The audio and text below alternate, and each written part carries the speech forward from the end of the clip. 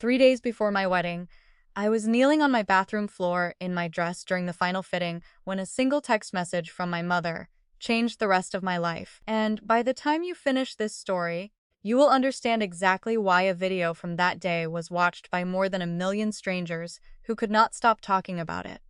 My name is Wren Calloway. I am 29 years old, and I need to take you back to the very beginning because none of what happened on my wedding day makes sense unless you understand the 29 years that came before it. For 14 months, I built my entire wedding from nothing. Waiter single weekends until my feet went numb, taking freelance design jobs, late into the night after my regular shifts, tracking every dollar in a spreadsheet I was almost embarrassed to admit I loved. Because I refused, absolutely refused, to ask my parents for a single dollar toward that day, I wanted one thing in my life that belonged entirely to me, untouched by the favoritism that had quietly shaped every family gathering since I was a teenager. But even that small hope got crushed 3 days before I walked down the aisle, when my mother sent a text I read while sitting on cold bathroom tile in my wedding dress during the final fitting, and the words are still burned into me, the way a scar stays long after the wound has closed. She wrote that my brother Callan's business trip to Vancouver mattered more than what she called my little party, and that she and my father had already booked flights to see him off at the airport instead of attending my ceremony. I remember staring at that message for almost 10 full minutes, waiting for a follow-up, a joke, an apology, anything at all that would soften it. Nothing came. My father, who had promised for over a year that he would walk me down the aisle, the same man who used to spin me around the kitchen when I was small and call me his girl, simply added a thumbs-up emoji to my mother's message, as if that single yellow icon settled an entire lifetime of being second. To understand why that thumbs up nearly broke me, you have to understand what it was like growing up in that house. I was always the quiet achievement nobody bothered to notice. Callan got the trophies displayed on the mantle where guests could see them the moment they walked in. He got the college fund that never once ran dry, no matter how many semesters he needed to find himself.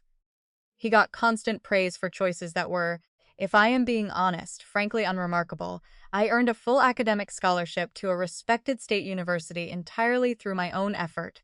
No tutors, no connections, just years of showing up and doing the work. And my mother's response when I told her the news was to ask why I hadn't applied somewhere with better name recognition. That was the moment something in me quietly closed. I learned early that competing for their attention was pointless, that the scoreboard had been rigged before I was old enough to understand the rules.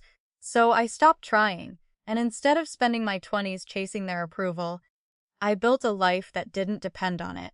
I moved out at 19, I worked my way through school, and slowly, carefully, I built something that felt like mine. I met my fiancé Nolan 2 years ago at a pottery class I signed up for on a whim, on a night when I almost canceled because I was tired and didn't feel like being around people.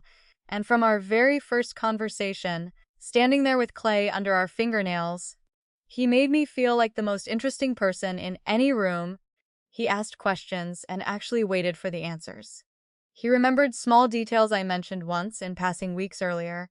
He proposed on a hiking trail we had walked a dozen times together, at the exact spot where we once sat on a fallen log and talked honestly for the first time about what we both wanted out of life. Planning our wedding with him afterward was the first time in my entire life that I felt like a genuine priority to another human being, which is exactly why my parents' message cut so deep. It wasn't just that they were missing an event, it was that they were confirming, in writing, something I had suspected my whole childhood, but never had proof of. Until that moment, by the morning of the wedding, my parents were already boarding a flight to Vancouver. I found out through a photo my aunt sent me without realizing what she was doing. My mother and father grinning in an airport lounge, sunglasses pushed up on their heads, my brother standing between them, holding his boarding pass up, like it was a trophy he had just won. I had exactly 4 hours before the ceremony, and no one to walk me down the aisle. I remember sitting very still on the edge of a chaise lounge in the bridal suite, feeling strangely calm in the way people describe feeling right before they cry. My coordinator, a calm and steady woman named Odette, who had clearly seen every kind of wedding day disaster imaginable, noticed I had gone pale reading that photo and gently asked what was wrong. When I explained, she did not offer pity, and I will always be grateful for that, because pity was the last thing I needed. She offered a solution instead. She mentioned that the venue's landscape designer, a widower named Dorian Ashe, who had spent the last 3 weeks personally overseeing a garden restoration on the property while we finalized ceremony details, had mentioned more than once how impressive my planning had been, how rare it was, in his words, to see a bride handle every single logistical detail herself without complaint.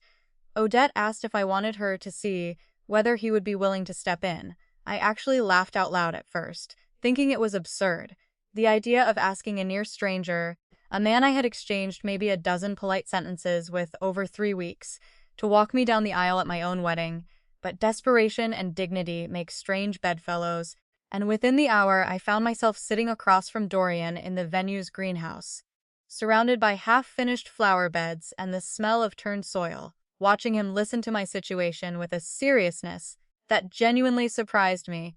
He didn't rush to fill the silence. He let me finish. And when I was done, he said yes, without a single moment of hesitation. He told me that family is not only defined by blood, that sometimes it is defined by who shows up when it actually matters, and that he would be honored, truly honored, to walk beside me. Walking down that aisle on the arm of a man I had known for exactly 3 weeks was not the moment I had pictured a year earlier when Nolan got down on one knee, but it became something else entirely, something real and unplanned, and somehow more meaningful than the version I had imagined. I smiled the whole way down, not the practiced, camera-ready smile brides are taught to hold for photographs, but a genuine one, because for the first time in years, I felt surrounded by people who actually wanted to be there. My best friend caught the entire walk on video from her phone, planning to post a short clip afterward for our shared friends who couldn't make the trip.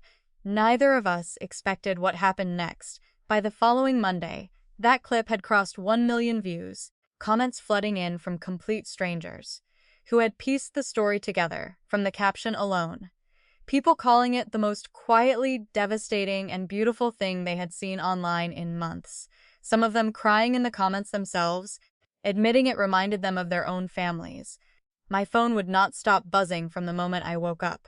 That Monday, my mother called dozens of times over the course of that single day, each voicemail more frantic than the last, until the final one arrived carrying a piece of information that changed absolutely everything.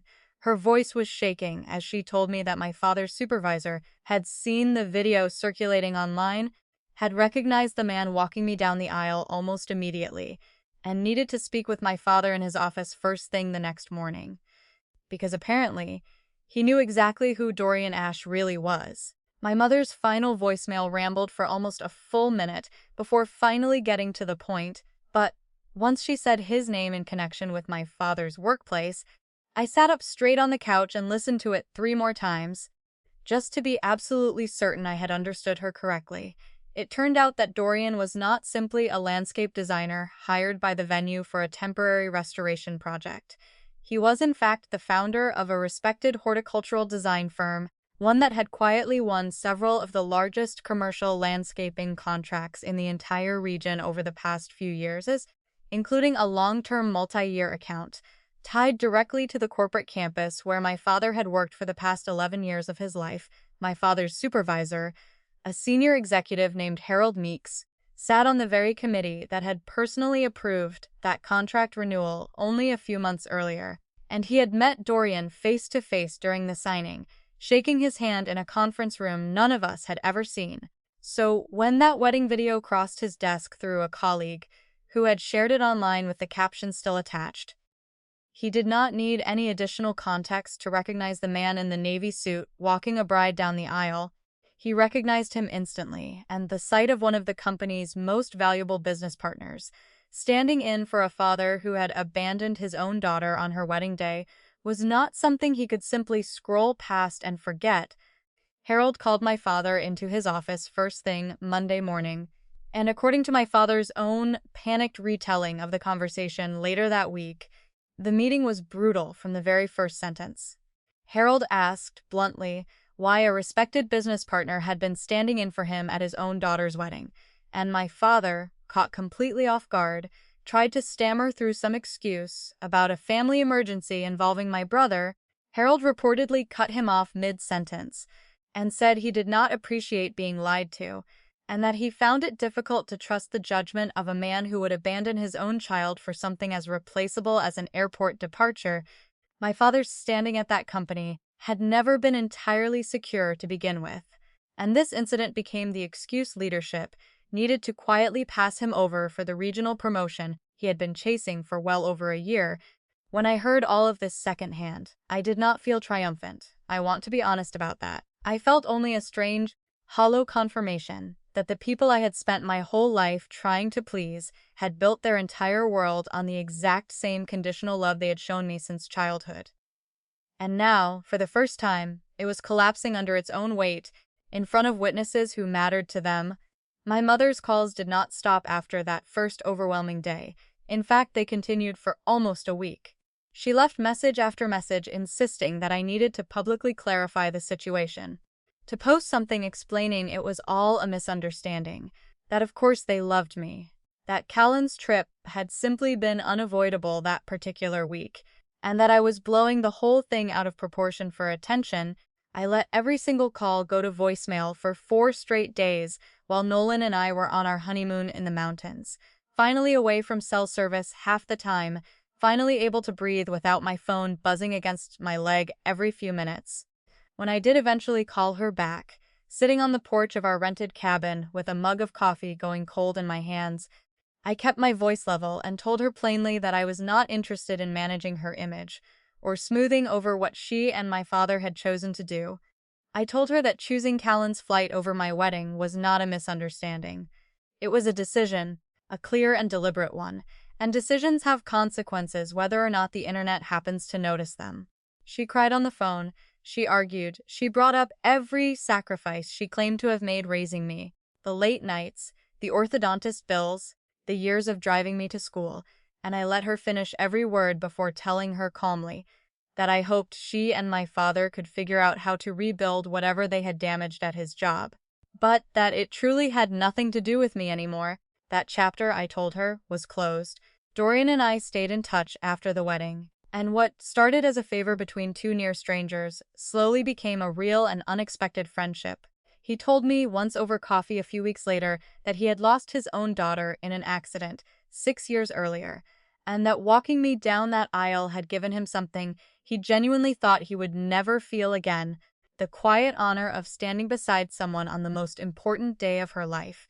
He said that watching my parents' absence with his own eyes had made him angry in a way that surprised even him, because he knew firsthand exactly what it meant to lose the chance to walk a daughter down an aisle.